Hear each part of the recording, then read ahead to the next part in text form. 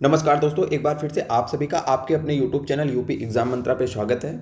जो दोस्त आज हमारी ये पहली क्लास देख रहे हैं, अगर आप मान लीजिए फर्स्ट टाइम हमारी क्लास देख रहे हैं तो आपको बता दें कि इन्वायरमेंट और इकोलॉजी का आपकी लेखपाल मुख्य परीक्षा 2026 के लिए बहुत ही बेहतरीन तरीके से पूरा सिलेबस कंप्लीट करवा दिया जा रहा है हमारे इस चैनल पे। और जो साथी रेगुलर फॉलो कर रहे हैं इस सीरीज़ को, उनको पता होगा कि बहुत ही बेहतरीन तरीके से आपका पूरा कोर्स कंप्लीट करवा दिया गया है।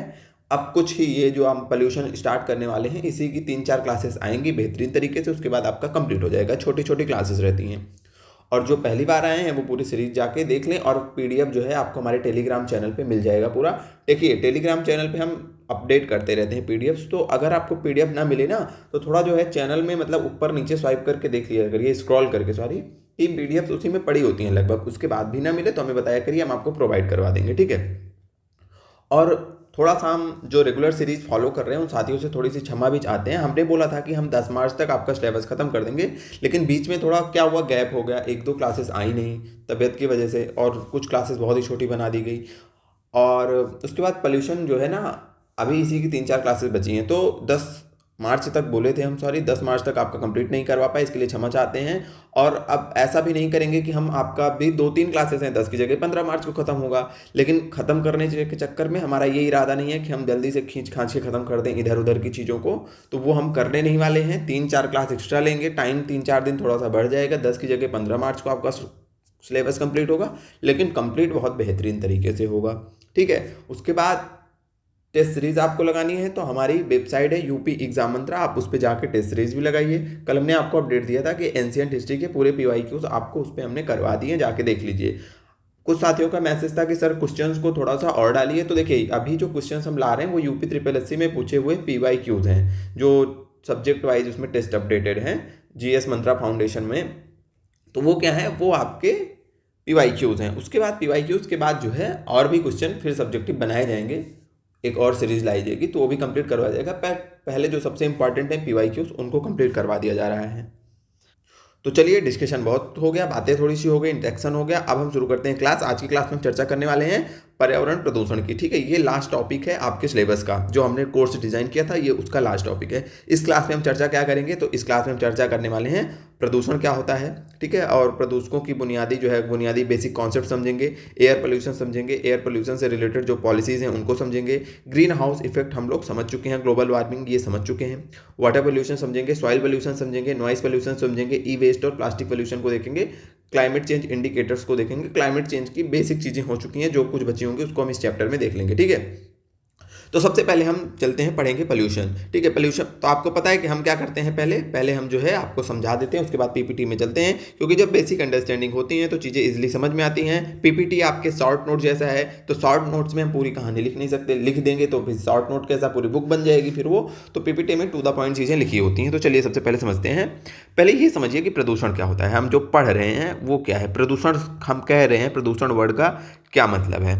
तो अच्छा ये बताइए, हम हमारे आसपास का जो इन्वायरमेंट है उसमें कुछ चीज़ें हैं, जैसे मृदा हो गई, वायु हो गई, आपका जल हो गया यानी कि वाटर हो गया, एयर सॉइल एंड वाटर, ये सारी चीज़ें हमारे चारों ओर हैं। आप कहेंगे हाँ बिल्कुल हैं। अब कहेंगे, हम पूछेंगे क्या ये हमारे आपके लिए ज़रूरी हैं, मनुष्य के लिए, जीवों के लिए, पादपों के लिए, तो आप कहेंगे हाँ बिल्कुल बहुत ज़रूरी है, हमारे जीवन के लिए मौलिक है। ये सारी चीज़ें नहीं रहेंगे तो ना तो हम रहेंगे, ना तो जीव रहेंगे, ना तो कोई अन्य जीव रहेगा, ना तो कोई पादप रहेगा। मतलब ये सारी चीज़ें जीवन के लिए बहुत आवश्यक है ना, जीवन के लिए क्या है, बहुत ही ज़्यादा आवश्यक हैं ये चीज़ें। फिर हम आपसे अगर ये पूछें कि ये बताइए कि अगर इसमें किसी प्रकार का परिवर्तन कर दिया जाए, किसी प्रकार का परिवर्तन कर दिया जाए, और ऐसा परिवर्तन कर दिया जाए जो कि जिसकी ज़रूरत ना हो, किसी प्रकार का परिवर्तन हो और कैसा परिवर्तन हो, अवांछनीय हो। अवांछनीय का मतलब जिसकी कोई मतलब औचित्य ना हो, अनचाहा परिवर्तन, जिसका कोई औचित्य ना हो, अनचाहा परिवर्तन हो, जिसकी ज़रूरत ना हो, ऐसा कोई परिवर्तन अगर हम इसमें कर दें तो क्या होगा। अगर इसमें ऐसा कोई परिवर्तन हो जाता है, ये परिवर्तन होगा कहाँ, ये परिवर्तन इन तत्वों के भौतिक, रासायनिक रासायनिक या फिर इनके जैविक गुणों में अगर हम कैसे होगा परिवर्तन, तो इन तत्वों के मृदा है, वायु है, जल है, इनमें भौतिक इनका संरचना बदल जाएगी, इनमें रासायनिक जो है रासायनिक संरचनाएं इनकी बदल जाएंगी और जैविक परिवर्तन हो जाएगा, ठीक है। तो ये जो अब परिवर्तन हो रहा है इन सारे तत्वों की में जो है जो भौतिक रासायनिक जैविक परिवर्तन हो रहा है और वो भी बिल्कुल अनचाहा यानी कि अवांछनीय। इसी परिवर्तन की वजह से क्या होती है, फिर ऐसा जब परिवर्तन होगा तो ये जो जीव जंतु मनुष्य पादप हैं इनको क्या होने लगेगा, इनके ऊपर नकारात्मक प्रभाव पड़ने लगेगा। क्या पड़ने लगेगा, इनके ऊपर नकारात्मक प्रभाव पड़ने लगेगा, मतलब कि इनको इससे हानि होने लगेगी। ये जो अनचाहा परिवर्तन हुआ है इससे क्या होगी, हानि होगी। और इसी अनचाहे परिवर्तन को क्या बोला जाता है, प्रदूषण बोला जाता है, प्रदूषण बोला जाता है। अब अगर वो प्रदूषण मृदा में हो रहा है तो हम बोलेंगे मृदा प्रदूषण, वो प्रदूषण वायु में हो रहा है तो हम बोलेंगे वायु प्रदूषण, जल में हो रहा है तो जल, मतलब जिस भी तत्व में परिवर्तन हो रहा है, जिस भी चीज़ में इन्वायरमेंट में परिवर्तन हो रहा है उसी को हम उसके नाम के आगे प्रदूषण जोड़ देंगे। तो यहाँ तक की कहानी आपको समझ में आई कि मृदा प्रदूषण, वायु प्रदूषण, जल प्रदूषण क्या है और बेसिकली प्रदूषण क्या है। फिर से एक बार अगर रिपीट करवाएं चीज़ों को, तो हमने बोला कि हमारे चारों ओर इन्वायरमेंट में बहुत सारी ऐसी चीज़ें हैं जो कि हमारे लिए और हमारे आसपास के जीव जंतुओं तथा पेड़ पौधों के लिए बहुत आवश्यक है, क्योंकि कहीं ना कहीं हमारा जीवन डायरेक्टली इनडायरेक्टली उनसे जुड़ा हुआ है। लेकिन अब क्या होता है, इन वस्तुओं में हमारे द्वारा या प्रकृति के द्वारा जो है चाहा अनचाहा मतलब अवांछित परिवर्तन हो जाता है। और वो अवांछित परिवर्तन क्या करता है, इनकी भौतिक रासायनिक और जैविक संरचना में परिवर्तन कर देता है। उससे क्या होता है, ये जो जीव हैं, ये जो पादप हैं, इनके ऊपर निगेटिव इफेक्ट पड़ने लगता है। इसी जो अब ये जो अवांछित परिवर्तन हो रहा है इसको क्या बोला जाता है, इसी को बोला जाता है प्रदूषण। आप समझ गए आप प्रदूषण क्या है। ठीक है, हम आशा करते हैं बेहतरीन तरीके से समझ चुके होंगे। नहीं समझे तो क्लास को पीछे करिए, फिर से देखिए। अब देखिए ये प्रदूषण तो हो गया, प्रदूषण अब आप लोग समझ गए। एक वर्ड आता है प्रदूषक। क्या आता है, प्रदूषक। अब आप कहेंगे ये प्रदूषक क्या है, तो देखिए जो चीज इसमें परिवर्तन ला रही है, जैसे हम मृदा प्रदूषण, उदाहरण से हम बात कर रहे हैं मृदा प्रदूषण की, हम बात कर रहे हैं वायु प्रदूषण की, या हम बात करेंगे जल प्रदूषण की। ठीक है, तो जैसे मान लीजिए एक उदाहरण से, ठीक है, मान लीजिए हम बात कर रहे हैं वायु प्रदूषण की। ठीक है, तो वायु प्रदूषण में अगर वायु की संरचना में जो भी उसकी संरचना है, जो भी उसका संगठन है वायुमंडल में, उसमें अगर अवांछित परिवर्तन हो जा रहा है तो हम बोलेंगे क्या, कि प्रदूषण हो रहा है। अब हमने बोला कि प्रदूषक हम आपको समझा रहे हैं। अब जैसे मान लीजिए धुआं या फिर धूल कण जो है ये जाके वायुमंडल की जो वायु गैसों का संतुलन है उसको बिगाड़ दे रहा है। तो ये जो धुआं और धूल का कण है, धूल कण है, इसी के कारण ये क्या है, प्रदूषण का क्या है, कारण बन रहा है। तो जिस पदार्थ के कारण प्रदूषण होता है उसे क्या बोला जाता है, प्रदूषक बोला जाता है। अब आप लोग समझ गए कि जो पदार्थ प्रदूषण फैलाता है उसे कहते हैं प्रदूषक। ठीक है, जैसे आपका धूल कण हो गया, या फिर कार्बन डाइऑक्साइड हो गई, कार्बन मोनोऑक्साइड हो गई, CFCs हो गए, ये सब क्या हो गए आपके प्रदूषक। अब हम समझेंगे प्रदूषकों के प्रकार को। अब हम क्या समझेंगे कि प्रदूषकों को प्रकार को, प्रदूषकों को कई प्रकारों में बांटा गया है और बांटने के भी कई आधार हैं। जैसे सबसे पहले अगर हम उत्पत्ति के आधार पर बात करें कि उत्पत्ति के आधार पर प्रदूषक कितने प्रकार के होते हैं। उत्पत्ति के आधार पर प्रदूषक कितने, प्रदूषक का मतलब आप समझ रहे हैं कि सबसे पहले क्या चीज़ है, प्रदूषक का मतलब है कि वो जो चीज़ें हैं वो क्या हैं। प्रदूषक का मतलब सीधा सा है कि जो प्रदूषण करता है उस पदार्थ को हम कहते हैं प्रदूषक। और उत्पत्ति के आधार पे इसको दो भागों में बांटा जाता है। वो दो आधार बहुत सिंपल है, एक को बोला जाता है प्राकृतिक प्रदूषक, एक को बोला जाता है मानव जनित प्रदूषक।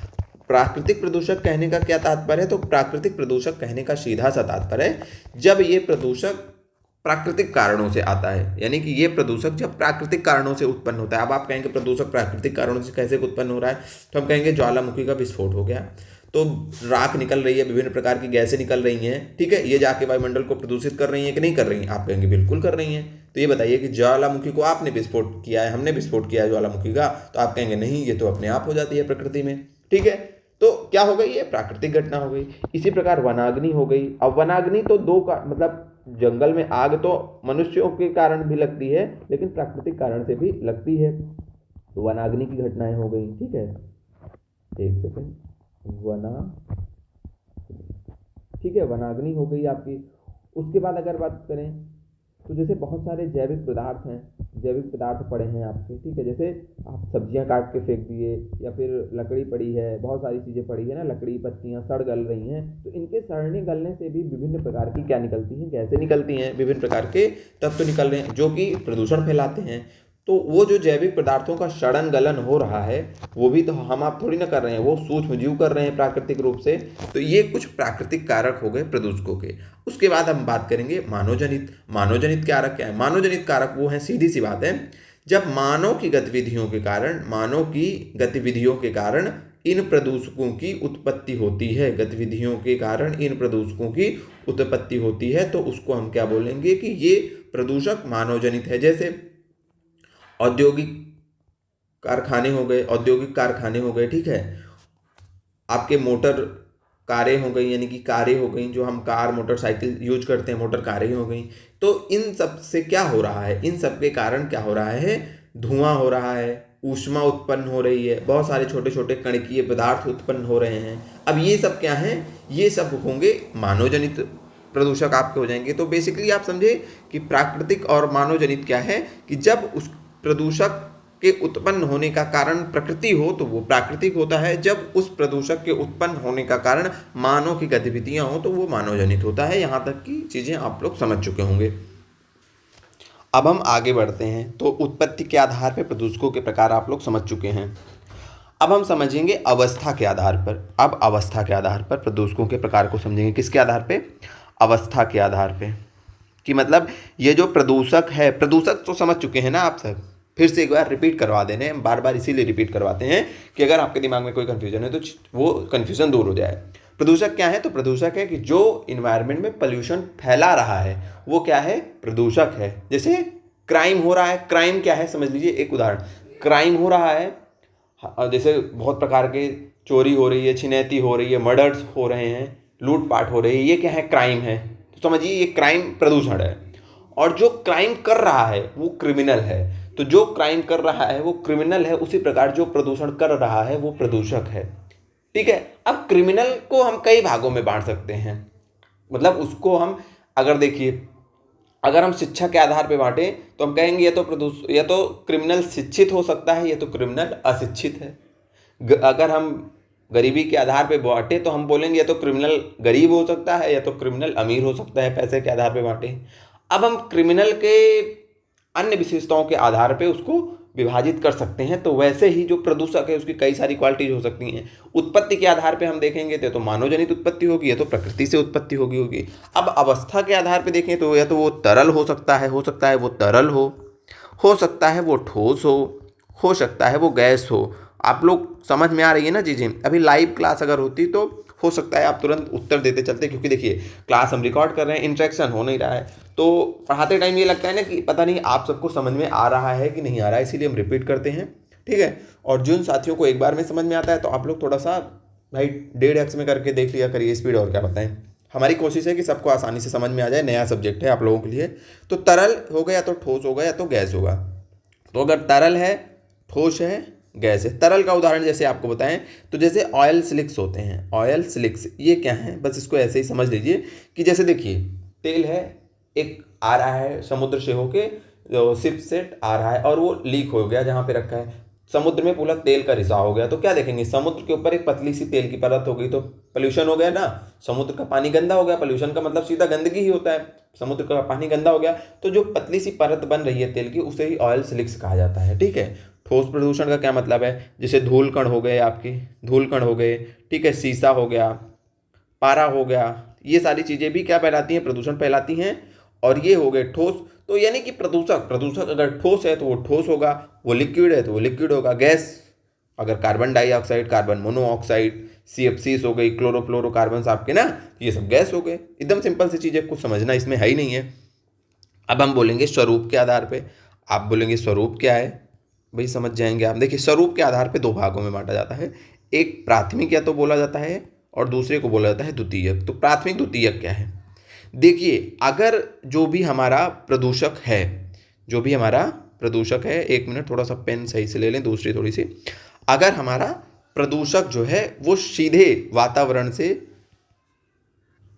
जो हमारे वातावरण में सीधे निर्मित हो रहा है, वातावरण में सीधे जो है निर्मित हो रहा है, सीधे उसका निर्माण हो रहा है, यानी कि वो सीधे वातावरण में निर्मित हो जा रहा है, तो उसे बोलेंगे प्राथमिक प्रदूषक, यानी कि वो वातावरण में मूल रूप से है। ठीक है। अभी उदाहरण के साथ समझेंगे आप, एकदम घबराइएगा मत। द्वितीयक क्या है, द्वितीयक है कि ये मूल रूप से नहीं है, बल्कि ये वातावरण में रासायनिक अभिक्रियाओं के माध्यम से, ठीक है, रासायनिक अभिक्रियाओं या फिर अंतः क्रियाओं के माध्यम से निर्मित होते हैं। वातावरण में अंतः क्रियाओं के माध्यम से ये निर्मित होते हैं, तो इन्हें द्वितीयक बोला जाता है। यानी कि जो सीधे से ही प्राथमिक रूप से आ जा रहे हैं वायुमंडल में, आपके वातावरण में, वो प्राथमिक है, और जो सीधे से नहीं आ रहे हैं, कुछ अंतर क्रियाएं हो रही हैं आपके वातावरण में और वायुमंडल में, तब आ रहे हैं द्वितीयक। अभी आप समझ जाएंगे, टेंशन न लीजिएगा। जैसे अगर आपने वाहन चलाया, वहाँ पे दहन हुआ जीवाश्म ईंधन का, ठीक है, तो वहाँ से क्या हो रहा है, आपका कार्बन मोनोऑक्साइड उत्सर्जित हो रही है, या फिर कार्बन डाइऑक्साइड उत्सर्जित हो रही है कि नहीं हो रही है, बताइए। मतलब ये सीधे ही क्या हो जा रहे हैं, आ जा रहे हैं। उसी प्रकार आपकी NO2 है, ठीक है, वाहन का उत्सर्जन हुआ विभिन्न प्रकार के उद्योगों से, आपकी नाइट्रोजन डाइऑक्साइड भी उत्पन्न हो रही है। मतलब ये सीधे उत्पन्न हो जा रही है। जैसे हमने कोई काम किया, हमने गाड़ी स्टार्ट की, ठीक है, तो वहाँ से कार्बन डाइऑक्साइड, कार्बन मोनोऑक्साइड, आपकी नाइट्रोजन डाइऑक्साइड सीधे क्या हो जा रही है, सीधे वो निकल के वायुमंडल में चली जा रही है। ठीक है, हमने आग जलाई तो छोटे छोटे कण जो है धुएं के रूप में निकल रहे हैं, धुआं निकल रहा है। सीधे हम काम कर रहे हैं प्रकृति या फिर मानव के द्वारा। जैसे ये देखिए, यहाँ पे आइए, प्रकृति और मानव के द्वारा कुछ हो रहा है, कोई घटना गतिविधि हो रही है, और उससे सीधा ये पोल्यूटेंट, यानी कि ये प्रदूषक, पोल्यूटेंट बोलते हैं प्रदूषक को इंग्लिश में, तो ये पोल्यूटेंट सीधा उत्पन्न हो जा रहा है हमारी या फिर प्रकृति की गतिविधियों के द्वारा, सीधे उत्पन्न हो जा रहा है, और वो जाके वायुमंडल में या फिर आपके इन्वायरमेंट में प्रदूषण फैला रहा है, तो वो प्राथमिक होगा।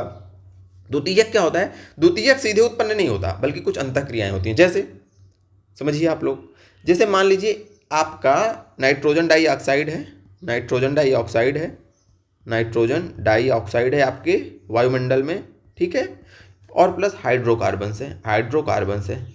ये दोनों अलग अलग हैं, ये दोनों अलग अलग उत्पन्न तो हुए, लेकिन क्या हुआ कि इनके बीच में हो गई अंतःक्रिया, इनके बीच में हो गई अंतःक्रिया, और इसने निर्माण किया एक पोल्यूटेंट का, जिसको बोलते हैं शॉर्ट में पैन, और इसको बोला जाता है, पैन का फुल फॉर्म है peroxy acetyl nitrate, peroxy acetyl nitrate, peroxy acetyl nitrate, ये आप लोग लिख लीजिएगा। अब हमें लगता है आपको समझ में आ गया होगा कि देखिए, नाइट्रोजन डाइऑक्साइड और हाइड्रोकार्बन्स से मिलके क्या बन गया आपका, इनकी अंतःक्रिया हुई तो क्या बन गया, पैन बन गया, यानी कि पैरॉक्सी एसिटाइल नाइट्रेट बन गया। पैन सीधे हमारी गतिविधियों से नहीं उत्पन्न हुआ, हमें या ज्वालामुखी विस्फोट हो गया, या फिर हमने कुछ हमारे ईंधन के दहन करने से, हमारे कार स्टार्ट करने से, औद्योगिक क्रियाओं से सीधे पैन नहीं बन गया, बल्कि बना नाइट्रोजन डाइऑक्साइड बन रहा है, हाइड्रोकार्बन्स हैं, वो मिल करके आपके इन्वायरमेंट में वो अंतःक्रिया करके तब पैन बना रहे हैं। समझे, अब आप कंफ्यूजन दूर हुआ।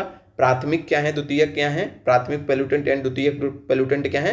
प्राथमिक पोल्यूटेंट वो हैं जो कि हमारी या प्रकृति की गतिविधियों के कारण सीधे उत्पन्न होते हैं और पोल्यूशन फैलाते हैं इन्वायरमेंट में। द्वितीयक क्या है, पोल्यूशन तो ये भी फैलाते हैं, लेकिन हमारी या फिर प्रकृति की क्रियाओं के द्वारा सीधे निर्मित नहीं होते हैं, बल्कि कैसे निर्मित होते हैं, बल्कि अंतःक्रिया होती है। जो पहले से ही पोल्यूटेंट विद्यमान है, उन पोल्यूटेंट के बीच में अंतःक्रिया होगी, तब ये पदार्थ बनता है। हमारे द्वारा नहीं बनता, बल्कि वायुमंडल में या फिर एनवायरनमेंट में अंतःक्रिया के द्वारा बनता है। जैसे हमने आपको समझाया कि नाइट्रोजन डाइऑक्साइड है आपका, हाइड्रोकार्बन है आपके वायुमंडल में, इन्होंने अंतःक्रिया करके क्या बना दिया, पैन बना दिया।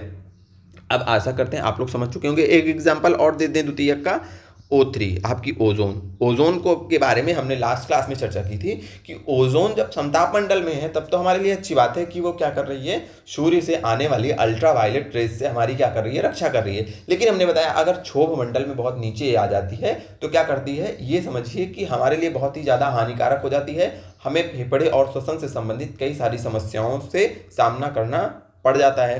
तो O3 कैसे निर्माण होती है, O3 का निर्माण सीधे हम लोग करते हैं, तो आप कहेंगे नहीं, होती क्या है, O2 है। O2 के ऊपर जब आती हैं आपकी यूवी रेस तो O2 के ऊपर टकराती हैं समताप मंडल में, और O2 जो है दो परमाणुओं में बढ़ जाता है। तो O2 जो अन्य O2 होते हैं वो O से अभिक्रिया करके O3 बनाते हैं।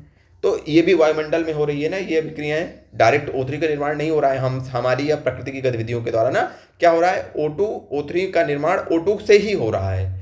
यूवी रेज आती हैं, O2 को तोड़ती हैं, फिर उससे हम देखते हैं कि O3 का निर्माण होता है। ओजोन के बारे में अगर आपको अच्छे से पढ़ना है, ओजोन लेयर क्या है और ओजोन क्षय क्या है, तो आप पीछे की क्लासेस को जाके देखिए, वहां से समझ लीजिएगा।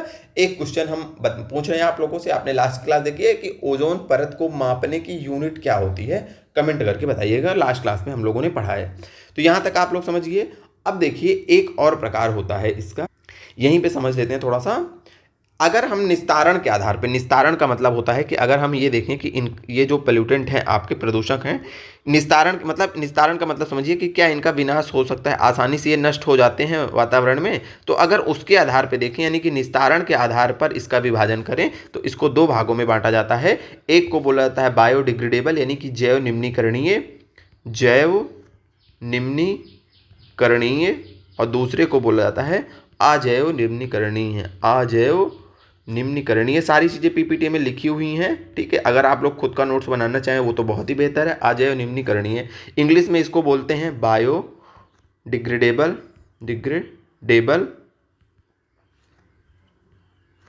और इंग्लिश यहाँ पे बोलते हैं इसको नॉन बायोडिग्रेडेबल, ठीक है। अब ये क्या है, कुछ नहीं है, एकदम सिंपल चीज़ें हैं, सब आपको पता है, हमें पता है।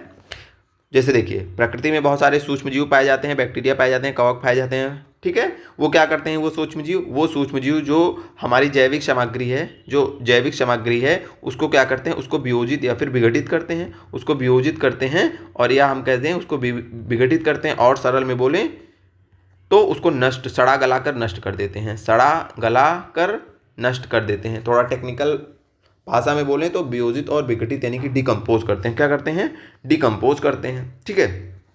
तो ये जैविक सामग्री जैसे क्या हो सकती है, हमने सब्जियां बनाई, सब्जी के छिलके हो गए, लकड़ी, पत्ती, पेड़ पौधे, ये सब भी तो प्रदूषण फैला रहे हैं, प्रदूषित कर रहे हैं। लेकिन ये ज़्यादा दिन तक प्रदूषण फैला नहीं पाते, क्योंकि इनको जो है, ये जो सूक्ष्म जीव हैं, जैसे पत्ती है आपकी मृदा में पड़ी है, ठीक है, उसके बाद आपकी लकड़ियां हैं या फिर गोबर है आपकी मृदा में पड़ा है, मृदा को प्रदूषित कर रहा है। लेकिन क्या होगा, ये जो है, ये सूक्ष्म जीव जो होते हैं उनको कन्वर्ट कर देते हैं, उनको सड़ा गला कर क्या कर देते हैं, गोबर को क्या बना देते हैं, खाद बना देते हैं, जैविक खाद में परिवर्तित कर देते हैं, पत्तियों को सड़ा गला के जैविक खाद बना देते हैं, तो ये डिकम्पोज कर देते हैं ना। तो ऐसे पोल्यूटेंट जो कि डिकम्पोज हो जाएं इजिली, प्रकृति में सूक्ष्म जीवों के द्वारा इजिली जो है उनको डिकम्पोज कर दिया जाता है, तो उनको बोला जाता है बायोडिग्रेडेबल पोल्यूटेंट। दूसरे हैं अजैव निम्नीकरणीय। अब हम बोलें कि क्या ये सूक्ष्म जीव, आपने कांच तोड़ के कांच की बोतल फेंक दी, उसको सड़ा गला के नष्ट कर देंगे?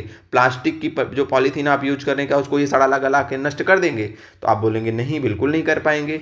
तो डीडीटी है आपका, डीडीटी के बारे में पिछली क्लास में बहुत अच्छे से चर्चा हुई है, जो अभी स्टार्टिंग के हम क्लासेस को पढ़ा रहे थे, ठीक है। अभी आज बता देंगे एक बार फिर से। अभी तो पहले जो समझा रहे हैं ये समझिए, कांच हो गया, प्लास्टिक हो गया, आपका डीडीटी होगा, तो क्या ये साधारणता से आसानी से नष्ट हो जाएंगे? तो आप कहेंगे नहीं। तो हम क्या कहेंगे कि भैया ये बहुत लंबे समय तक जो है इन्वायरमेंट में बने रहेंगे, क्योंकि इनको कोई सड़ा गला के नष्ट नहीं कर पाएगा कोई सूक्ष्म जीव। तो वही कहेंगे कि ये डिकम्पोज नहीं हो रहे हैं, मतलब नॉन बायोडिग्रेडेबल हैं। बायोडिग्रेडेबल अगर शाब्दिक अर्थ पे आपको बताएं तो बायो का क्या मतलब है, जीव, और डिग्रेडेबल का क्या मतलब है कि जिसको डिकम्पोज किया जा सके।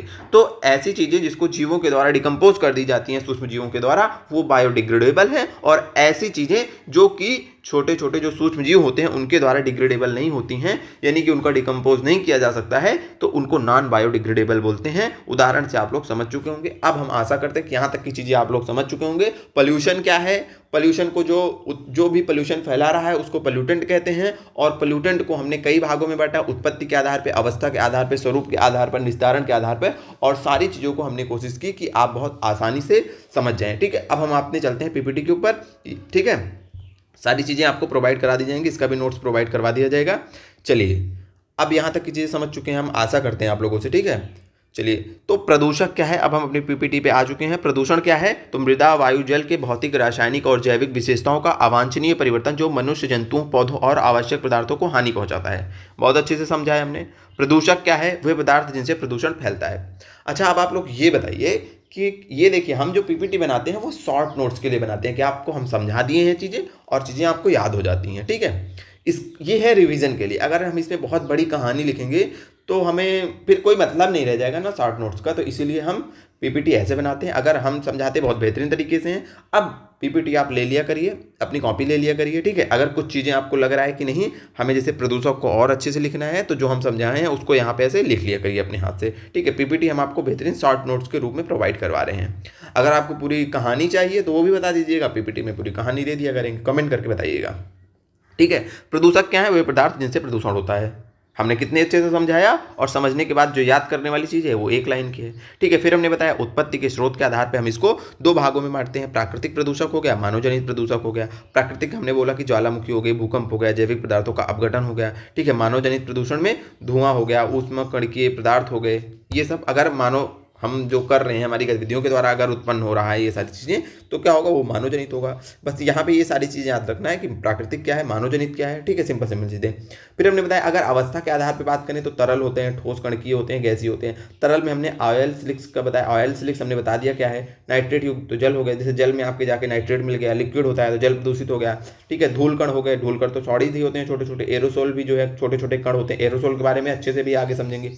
औद्योगिक क्षेत्रों से बहुत सारे अपशिष्ट निकल रहे हैं जो कि ठोस रूप में हैं। ठीक है, वो भी जैसे सीसा, पारा आपका एस्बेस्टस हो गया, ये ठोस औद्योगिक क्षेत्रों से निकलने वाले क्या है, ये अपशिष्ट हैं। सीसा हो गया, पारा हो गया, एस्बेस्टस हो गया, सिलिका धूल हो गई आपकी। ठीक है, ये सारे ठोस आपके क्या है, ठोस स्टेट में है ये सारे पोल्यूटेंट। तो ये चीज़ें याद करनी है। गैस पता ही है, जितनी भी गैसेस हैं जो कि इन्वायरमेंट को प्रदूषित कर रही हैं वो सब गैस स्वरूप में है, तो कुछ है नहीं, एकदम सिंपल चीज़ें हैं। अब आगे बढ़ते हैं।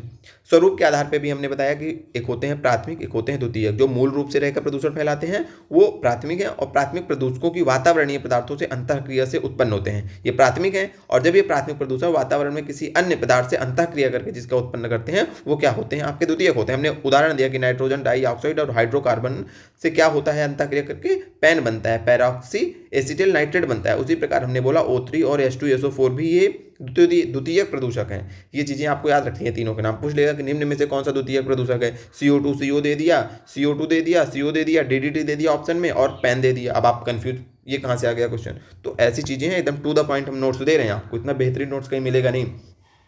निस्तारण के आधार पे हमने बहुत अच्छे से समझाया कि जैव निम्नीकरणीय हो गया आपका, अजैव निम्नीकरणीय यानी कि बायोडिग्रेडेबल और नॉन बायोडिग्रेडेबल। बायोडिग्रेडेबल मतलब जिनका सूक्ष्म जीवों द्वारा विघटन हो जाता है, और नॉन बायोडिग्रेडेबल का मतलब है कि जिनका सूक्ष्म जीवों के द्वारा विघटन नहीं होता है, ये हमारे एनवायरनमेंट में बहुत दिनों तक पड़े रहते हैं। उसके बाद DDT के बारे में हमने आपको बताया था, पुरानी क्लासेस में बहुत अच्छे से समझाया था DDT कैसे बहुत ही खतरनाक है। ये क्या है, तो आपका DDT क्या है, DDT जो है ये एक प्रकार का कीटनाशक होता है, और जिसको जो है हम यूज़ करते हैं तो ये खाद्य श्रृंखला यानी कि हमारी फूड चेन में जा करके बहुत ही ज़्यादा जीवों को जो है नकारात्मक इफेक्ट डालता है जीवों के ऊपर। हमें लग रहा है कि आप लोगों को DDT याद नहीं आ रहा होगा, तो फटाक से लगभग 1 मिनट में या फिर 30 सेकंड में आपका रिवीजन कराते हैं। DDT का फुल फॉर्म क्या है, डाइक्लोरो, यहाँ लिखेंगे नहीं, नोट्स में आपके लिखी है तो बस मैसेज, डाइक्लोरो डाइफेनिल ट्राइक्लोरोएथेन इसका फुल फॉर्म है। कीटनाशक है, मतलब इसका यूज मच्छर, मक्खी और अन्य कीड़ों को मारने के लिए किया जाता है। ठीक है, अब इसका दुष्प्रभाव क्या है कि हमने इसका यूज कर दिया लेकिन ये बायोडिग्रेडेबल नहीं है।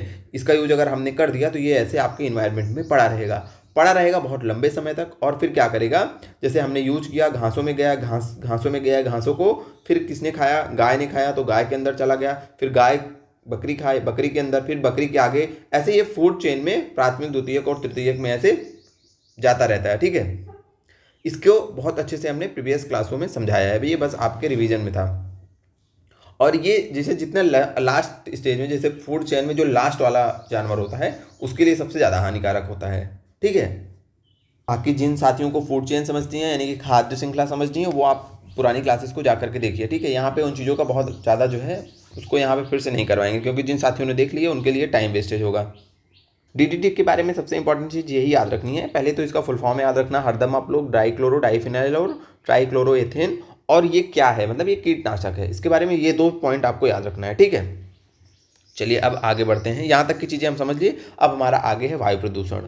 अच्छा, वायु प्रदूषण पे चर्चा करने से पहले हम एक छोटी सी बात की चर्चा कर लेते हैं। जैसे कल हम कमेंट पढ़ रहे थे तो हमारे एक साथी ने कमेंट उसमें किया था कि सर इस बार मतलब जो लेखपाल का पेपर होने वाला है बहुत टफ है, या फिर इसमें PCS वाले बैठते हैं तो हम लोग उनके साथ कैसे कहाँ कम्पीट कर पाएंगे।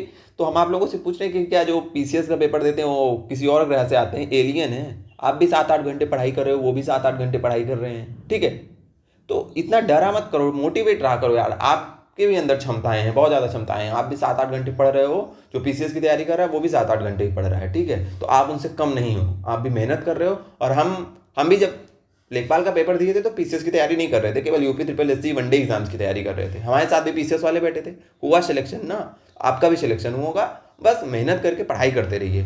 और कभी भी जब हमें एक शिवमंगल सिंह चौहान है, उनकी एक पोयम है वो बहुत अच्छी लगती है कि उन्होंने वो कहते हैं कि क्या हार में क्या जीत में, किंचित नहीं भयभीत में, संघर्ष पथ पर जो मिले या भी सही वह भी सही, वरदान मांगूंगा नहीं। ये उनकी बहुत अच्छी लाइन है। तो जब भी आप डिमोटिवेट ना हुआ करो, ठीक है, हारने जीते से नहीं मतलब है, आपको फोकस करना है टू द पॉइंट। आपका लक्ष्य है लेखपाल का पेपर और उस लक्ष्य के लिए आपके अस्त्र क्या हैं, आपकी पढ़ाई। तो अपने अस्त्र शस्त्र के साथ जुटिए, टेस्ट सीरीज लगाइए, रिवीजन करिए, पढ़ाई करिए। किसी के जो है 4 आंखें और 5 दिमाग नहीं है, सब आपके बराबर हैं। पढ़ाई करिए यार, सिलेक्शन होगा, क्यों नहीं सिलेक्शन होगा। चलिए, तो फिर अब हम वायु प्रदूषण की चर्चा करते हैं। वायु प्रदूषण में भी कुछ है नहीं, जितनी भी चीज़ें हैं वो पोल्यूशन में हमने चर्चा कर ली है। देखिए, अब अगर वायु प्रदूषण बोले, वायु प्रदूषण क्या है, तो जब वायुमंडल में उपस्थित गैसों के निश्चित अनुपात में अवांछनीय परिवर्तन हो जाता है। अवांछनीय मतलब अनचाहा परिवर्तन। तो जब वायुमंडल में उपस्थित गैसों के निश्चित अनुपात में अवांछनीय परिवर्तन हो जाता है तो हम क्या बोलेंगे कि भैया वो वायु प्रदूषण है। फिर सेम वही चीज़ें हैं कि अगर वायु में प्रदूषण प्रकृति के कारण हो रहा है तो वो प्राकृतिक होगा, मानव के कारण हो रहा है तो वो मानव जनित होगा। यानी कि स्रोत दो हो सकता है, या तो वायु में प्रदूषण मानव के द्वारा हो या तो वायु में प्रदूषण प्रकृति के द्वारा हो। सेम चीज़ यहाँ पे मिलेगी है। ये सारी चीज़ें हम समझा चुके हैं, ठीक है। अब पॉल्यूटेंट की प्रकृति कैसी होगी, तो हमने बताया वो गैसीय भी हो सकता है, वो कणकीय भी हो सकता है। तो अब देखिए यहाँ से थोड़ा सा समझिएगा, थोड़ा सा क्या समझने के लिए कुछ है ही नहीं। जैसे देखिए गैसीय कैसे होगा, अगर वायु में जो प्रदूषण हो रहा है वो गैसों के कारण हो रहा है। जैसे हम जीवाश्म ईंधन का दहन कर रहे हैं, हम जीवाश्म ईंधन का दहन करेंगे तो क्या निकलेगा, कार्बन मोनोऑक्साइड निकलेगी, कार्बन डाइऑक्साइड निकलेगी। सल्फर युक्त ईंधन, जैसे मान लीजिए हम कोयले का दहन कर रहे हैं तो SO2 निकलेगा, सल्फर डाइऑक्साइड निकलेगा, ठीक है। जो आपके रेफ्रिजरेटर होते हैं या फिर एरोसॉल कैन होते हैं उनसे क्लोरोफ्लोरोकार्बन्स निकलती है। तो जो ये CO कार्बन डाइऑक्साइड निकली, कार्बन मोनोऑक्साइड निकली, सल्फर डाइऑक्साइड निकली और CFCs निकले, ये सब क्या, ये सब जा करके वायुमंडल में, जो वायुमंडल में गैसों का निश्चित अनुपात है उसमें परिवर्तन कर रहे हैं। तो ठीक है, ये क्या है, ये पोल्यूटेंट हैं। लेकिन ये सब किस प्रकार के पोल्यूटेंट हैं, ये सब गैस हैं, ये सब गैस हैं। तो वही है, अगर गैस है तो गैस बोलेंगे उसको हम अवस्था के आधार पे। और अगर ये ठोस होगा, ठोस का मतलब क्या है, तो हम बोलेंगे कि ठोस भी होता है। जैसे जब आप कभी आग जलाइए तो आग में देखिए छोटे छोटे काले कलर के ऐसे कण उड़ते रहते हैं, तो वो गैस नहीं, वो कण हैं। जो आप पदार्थ जला रहे हैं ना, उसी के छोटे छोटे कण हैं, वो उड़ रहे हैं हवा में, ठीक है।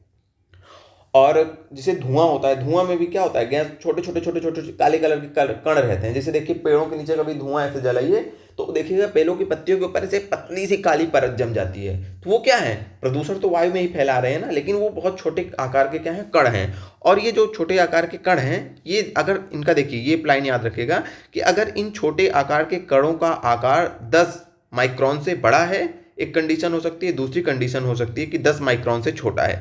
अगर 10 माइक्रोन से छोटा है, लेस देन 10 माइक्रोन से, तो ये हवा में तैर लेते हैं। हवा में मतलब ऐसे तैर लेंगे, जैसे गैसें उड़ रही हैं ऐसे ये हवा में उड़ लेंगे। लेकिन अगर इनका आकार 10 माइक्रोन से बड़ा है तो ये जो है सतह पर बैठ जाते हैं, हवा में तैर नहीं पाते, सतह पर, धरती की सतह पर बैठ जाते हैं, ठीक है।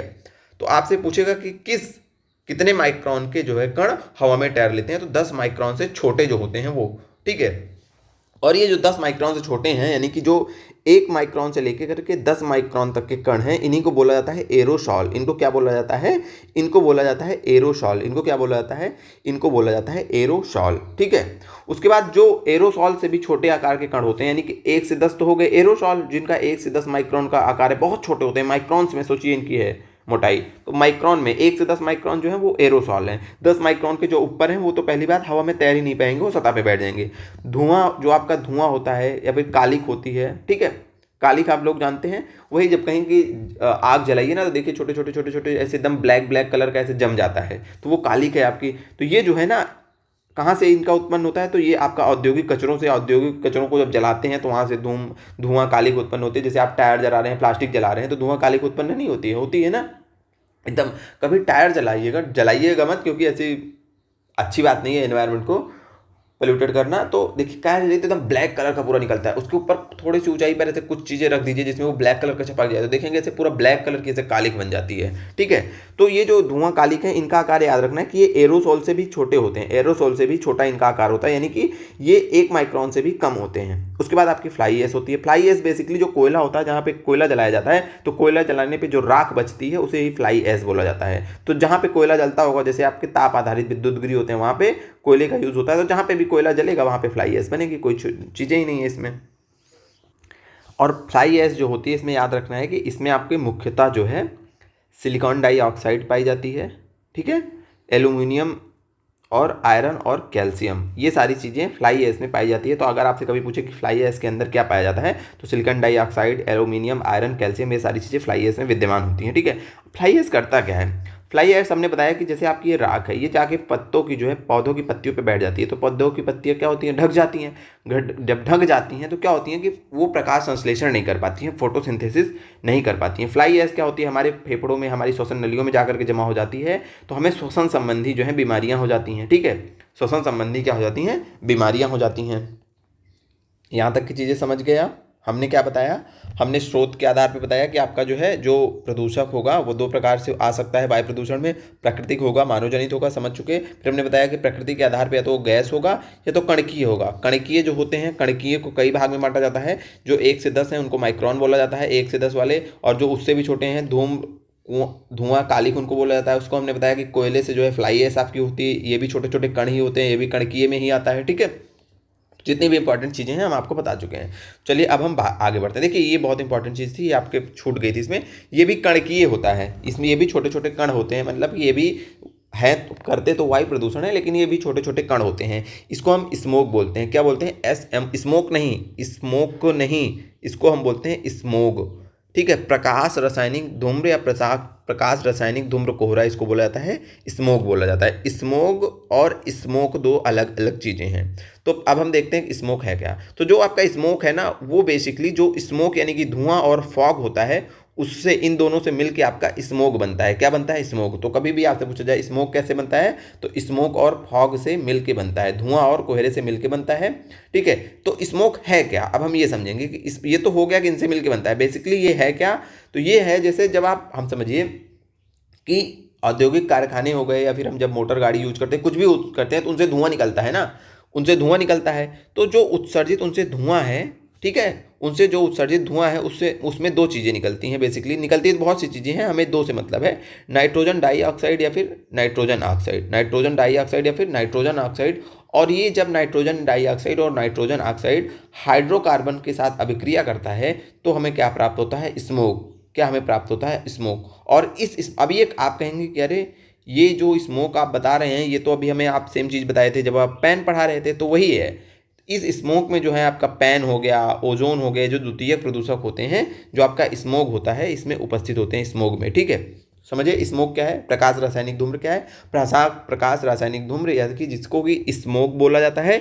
स्मोक में धुआं और फॉग, यानी कि स्मोक और फॉग का मिश्रण होता है। बेसिकली ये उत्पन्न कैसे होता है, तो हमने बताया कि जो उत्सर्जित धुआं होता है औद्योगिक कारखानों से या फिर हमारी विभिन्न गतिविधियों के माध्यम से, उसमें जो नाइट्रोजन डाइऑक्साइड या फिर नाइट्रोजन ऑक्साइड होती है, वो सूर्य की प्रकाश की उपस्थिति में हाइड्रोकार्बन के साथ अभिक्रिया करके स्मोक बनाती है। और इस स्मोक के अंदर आपका बेसिकली जो पैन है, जो ओजोन है, यानी कि जो द्वितीयक प्रदूषक है, ये इसके अंदर विद्यमान रहते हैं। अब हमें लगता है कि आप स्मोक भी समझ चुके होंगे।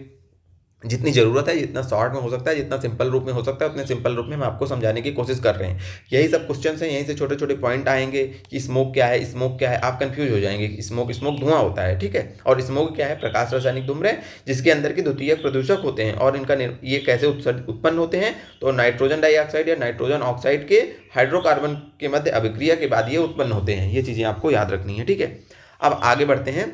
अब देखिए मुख्य वायु प्रदूषक एवं उनके प्रभाव की चर्चा, तथा जो है इस क्षेत्र में, यानी कि वायु प्रदूषकों का क्या प्रभाव हो रहा है, और वायु प्रदूषक को रोकने हेतु क्या उपाय किए जा रहे हैं, यानी कि वायु प्रदूषण को रोकने के लिए क्या उपाय किए जा रहे हैं, और वायु प्रदूषक जो इंपॉर्टेंट वायु प्रदूषक हैं और उनका क्या प्रभाव है, इसकी चर्चा हम कल के क्लास में करेंगे। क्लासेस हमारी छोटी होंगी, जो रेगुलर क्लासेस देख रहे हैं उनको पता हो क्लासेस छोटी होती हैं, क्योंकि कंटेंट है, फैक्ट्स हैं बहुत सारे, तो हम सोचते हैं कि छोटा छोटा आपको दिया जाए, टाइम से सिलेबस कंप्लीट कर दिया जाएगा। छोटी छोटी क्लासेस होती हैं तो आप आसानी से समझ जाते हैं, रिवीजन ही कर लेते हैं। अभी हम 2 घंटे की क्लास बनाएंगे, पढ़ने में बोरिंग लगेगा, आप कंप्लीट तो कर लोगे, लेकिन हम लिख के दे रहे हैं, आपको याद नहीं होगा, कुछ भी नहीं याद होगा, बस आप ऐसे सर दर्द पकड़ के कंप्लीट करोगे। ठीक है, तो बताइएगा कि आज की क्लास कैसी लगी। ये पोल्यूशन की जो नई क्लासेस, नया चैप्टर आज से हमारा शुरू हुआ है, उसमें ये पहली हमारी क्लास थी। 3-4 क्लासेस आएंगी, अगली क्लास में वायु प्रदूषण खत्म हो जाएगा। उसके बाद जो भी हैं वो छोटे छोटे हैं, वहाँ से इतने ज़्यादा क्वेश्चन आते नहीं हैं, जितने क्वेश्चन आते हैं उनको फटाक समझ लेंगे। यानी कि बेसिकली मान के चलिए 3 क्लासेस अभी और आएंगी हमारे हिसाब से, तो उतनी 3 क्लासों में आपका कंप्लीट कर दिया जाएगा। बाकी आप लोगों का प्यार और सपोर्ट बहुत ज़्यादा मिल रहा है, उसके लिए आप सभी का बहुत बहुत धन्यवाद। और आपसे वही लास्ट में जाते जाते बोलेंगे कि यदि क्लासेस आपको इसमें कुछ प्रॉब्लम लग रही है, कंटेंट फैक्चुअल है हमारे पढ़ाने के तरीके में, तो उसको भी कमेंट करके बताइए, अपना सुझाव दीजिए, क्योंकि आपका सुझाव हमारे लिए बहुत ही महत्वपूर्ण है। अच्छी लग रही हैं तो बताइए कि हाँ अच्छी लग रही हैं, ठीक है। और हम जो प्रश्न पूछा करें थोड़ा सा आप उसका आंसर दिया करिए, तो इससे इंटरेक्शन बनता है हमारे आपके बीच में, इंटरेक्शन बनता है तो पढ़ाई करने में और भी ज़्यादा मज़ा आता है, आपको फील होगा, ठीक है। यही इतना कंटेंट अगर आप किसी कोई भी आप कहीं पेड बैच लिए होंगे बहुत सारे साथी इधर उधर के, तो देखिएगा क्या इतना बेहतरीन कंटेंट आपको दिया जा रहा है, इतना बेहतरीन शॉर्ट नोट्स आपको प्रोवाइड कराया जा रहा है, क्या इतना बेहतरीन शॉर्ट नोट्स के साथ पढ़ाया जा रहा है। नहीं पढ़ाया जा रहा है तो आप यहाँ से पढ़िए, पढ़ाया जा रहा है तो जहाँ है आप वहीं से पढ़िए, क्योंकि आपका टाइम बहुत ज़्यादा इंपॉर्टेंट है। तो चलिए इसी के साथ आप सभी का बहुत बहुत धन्यवाद। आदित्य आप इतना प्यार दिखा रहे हैं, सपोर्ट दिखा रहे हैं, क्लासेस अच्छी लग रही हैं तो उसको शेयर करिए, प्यार और सपोर्ट और बढ़ाइए, ठीक है। बाकी क्लास देखने के लिए आप सबका बहुत बहुत धन्यवाद। मिलते हैं फिर से किसी नई क्लास में।